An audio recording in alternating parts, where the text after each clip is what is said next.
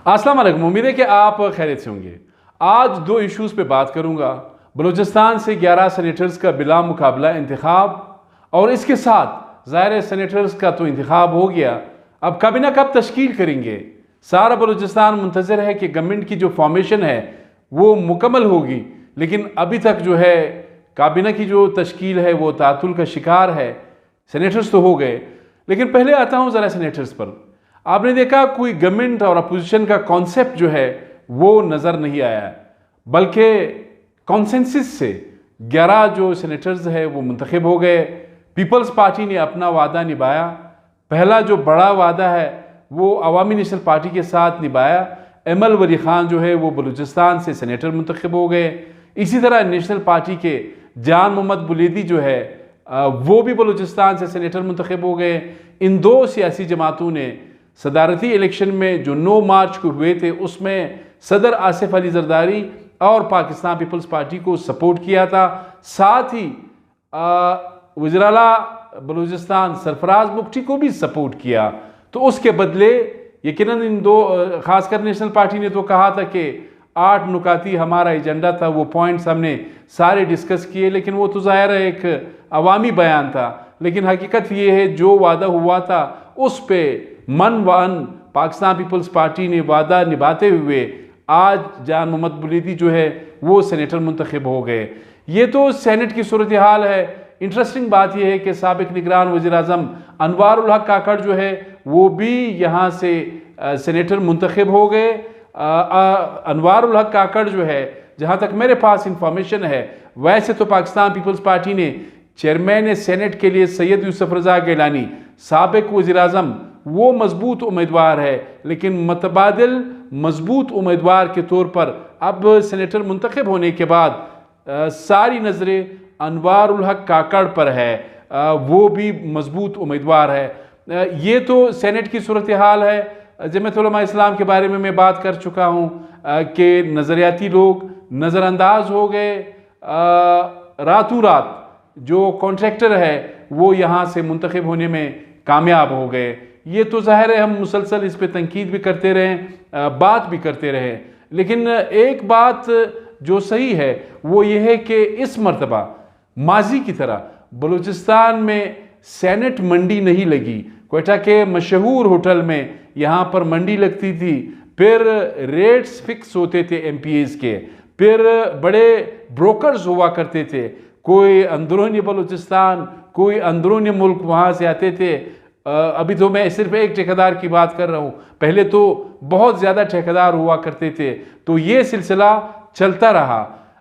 ये अच्छी बात है कि यहाँ पे इस मरतबा कोई मंडी नहीं लगी, बल्कि एक MPA साहब ने तो ये भी कहा, नाम लेना अच्छी बात नहीं है, उसने कहा कि यार ये दिन भी देखना पड़ा, हमने इतना खर्चा किया है, सेनेट का तो हमने वोट इस्तेमाल नहीं किया और ना किसी के साथ कोई सौदा किया।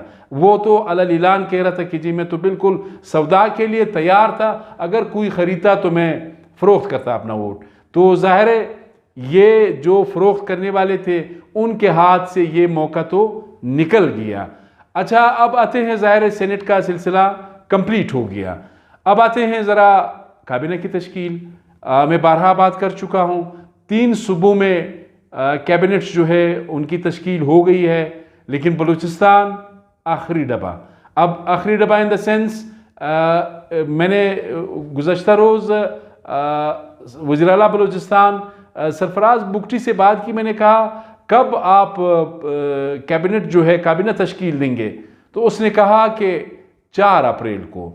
ये ऑन माइक नहीं कहा, ऑन रिकॉर्ड नहीं कहा, ये वैसी बात करते हुए उन्होंने ये बताया कि जी 4 अप्रैल को बलूचिस्तान काबीना की तश्कील होगी।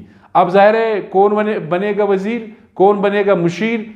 अब सूरत हाल ये है कि MPAs तो मुंतज़िर है कि भाई अभी तो सेनेट के आपके इलेक्शन हो गए, अब काबीना तो बनाए। तो 4 अप्रैल को वज़ीर-ए-आला साहब ने कहा है। अब 18th अमेंडमेंट के तहत 19 यानी 14 वज़ीर और 5 जो है मुशीर बनेंगे। तो बाकी लोग कहाँ जाएंगे? सिर्फ पाकिस्तान पीपल्स पार्टी और मुस्लिम लीग नून की जो तादाद है वो 37-38 है बलूचिस्तान असम्बली में। बाकी बाप वाले भी है, एक सीट वाले भी है, ये सारे हैं, इनको कहाँ एडजस्ट करेंगे? तो इसका मतलब ये है कि आपके पास सरप्लस 25 MPAs आ रहे हैं, इनको आप कहां एडजस्ट करेंगे, ये सवालिया निशान है। ये आपसे ज़रा शेयर करूंगा। नाम मैं पहले ले चुका हूं और आपके ज़हन में भी है, लेकिन कोई हतमी नाम इस तरह का नहीं है। कैबिनेट फॉर्म होगी। मैंने फिर ये भी पूछा वज़ीर आला साहब से कि आप मरहलावार करेंगे या एक ही जगह, तो उसने कहा कि नहीं, एक जगह करूंगा। अच्छा, फिर इंपॉर्टेंट बात उसने मैंने पूछा, वो तो ऑन रिकॉर्ड आप भी सुन चुके हैं। मैंने कहा कोई कोऑर्डिनेटर्स रखेंगे, स्पेशल असिस्टेंट्स रखेंगे?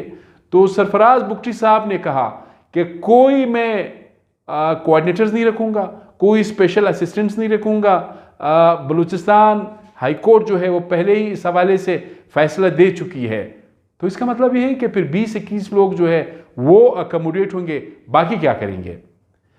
अब आप कहेंगे कि जी बाकियों के साथ हमारा क्या काम, ये सारे वजीर भी बन जाए तो बलूचिस्तान की इशूज़ तो उसी तरह है।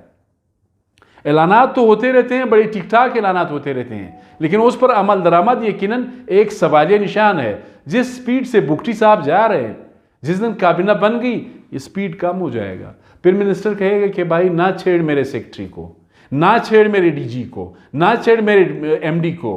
फिर प्रेशर होगा, फिर वो कर नहीं सकेंगे। एक तो ये सूरत हाल है।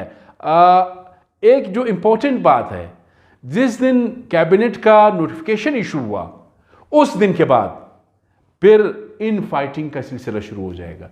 इख्तिलाफात खुलकर सामने आएंगे। जो नहीं बनेंगे, कुछ लोग तो कहेंगे कि चलो यार ठीक है, MPA तो हूं, कोई काम वाम निकाल दूंगा PSDP में, या कोई ट्रांसफ़र पोस्टिंग वो मेरे हाथ में होंगे। वो कहेगा कि भाई आप वज़ीर अगर नहीं है तो आप अपना जो हल्का है या ज़िला है वो उसके आप बादशाह है, कोई मसला ही नहीं है। लेकिन वो इस पर भी इक्तफा नहीं करेंगे, बल्कि यही कहेंगे कि बाय हुक एंड क्रुक मैंने मिनिस्टर बनना है। जिस दिन कैबिनेट का नोटिफिकेशन जारी हुआ उस दिन फिर बलूचिस्तान गवर्नमेंट में इख्तिलाफात खुल कर सामने आएंगे, फिर आहिस्ता आहिस्ता बोलना शुरू हो जाएगा। ये आपके साथ शेयर करना था। अपने मेज़बान सैयद अली शाह को इजाज़त दीजिए। अल्लाह हाफ़िज़।